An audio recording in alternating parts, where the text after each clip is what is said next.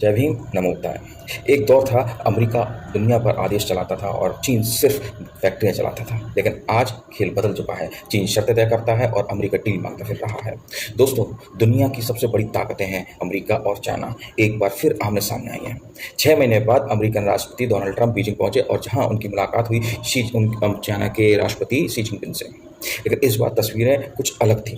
अलग ऐसे थी कि ट्रंप अकेले नहीं पहुंचे। ट्रंप पहुंचे अमेरिका के बड़े बड़ी कंपनियों के सीईओ के साथ, जैसे कि टेस्ला के सीईओ एलन मस्क, एनवीडिया के सीईओ जेनसन होंग और बोइंग के सीईओ केली अडबर्ग। दूसरी तरफ थे शी जिनपिंग, एक ऐसे नेता जिनके सामने आज भी दुनिया के सबसे बड़े बड़े पूंजीपति डील मांगते दिखाई दे रहे हैं।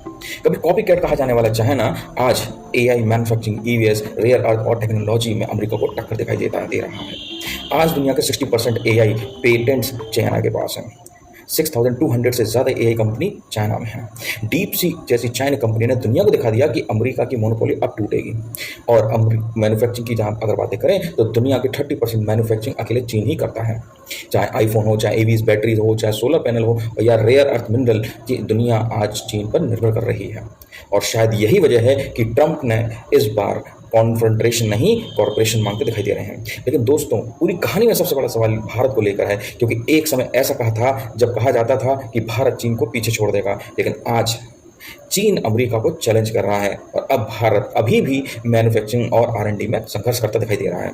मेक इन इंडिया का सपना दिखाया गया था नरेंद्र मोदी द्वारा, लेकिन क्या सच में मैन्युफैक्चरिंग सुपर पावर बन पाए? 12 सालों में आपने क्या देखा? आपको भी सब पता है, ऐसा कुछ भी नहीं है जो आप लोगों से नहीं छुपा।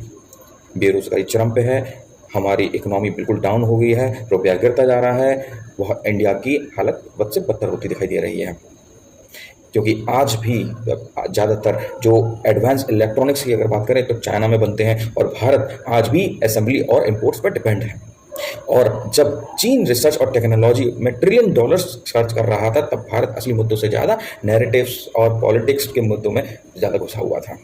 चीन ने 30 सालों में अब बिल्कुल शांत तरीके से काम किया, जिसने उसने ध्यान दिया अपने एजुकेशन सिस्टम पर, अपने इंफ्रास्ट्रक्चर पर, टेक्नोलॉजीज पर, मैन्युफैक्चरिंग पर, और आज पूरी दुनिया उसका असर देख रही है। और लेकिन सबसे डराने वाली बात यह है कि चीन सिर्फ इकोनॉमी में नहीं, मिलिट्री और डिप्लोमेसी में भी तेजी से आगे बढ़ रहा है। जहां चाइना के पास हाइपरसोनिक मिसाइल्स हैं, एआई ड्रोन है, 6th जनरेशन फाइटर जेट्स हैं। चीन ओपनली दुनिया को अपनी ताकत दिखा रहा है और अमेरिका इस समय उसे समझ में आ रहा है कि अब दुनिया का खेल बदलने वाला है।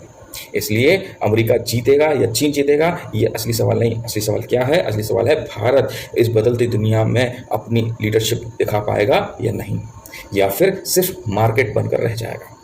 तो दोस्तों, ये था मेरा ऑनेस्ट रिव्यू। फिर से मैं लेके आऊँगा कुछ मजेदार जानकारी, मजेदार तथ्यों के साथ। तब तक लाइक से सब्सक्राइब करना ना भूलें, बेल आइकन को जरूर दबा दें, जिससे आपको मेरे आने वाले रिव्यूज़ मिलते रहें। तब तक जय भीम, जय भारत, जय संविधान।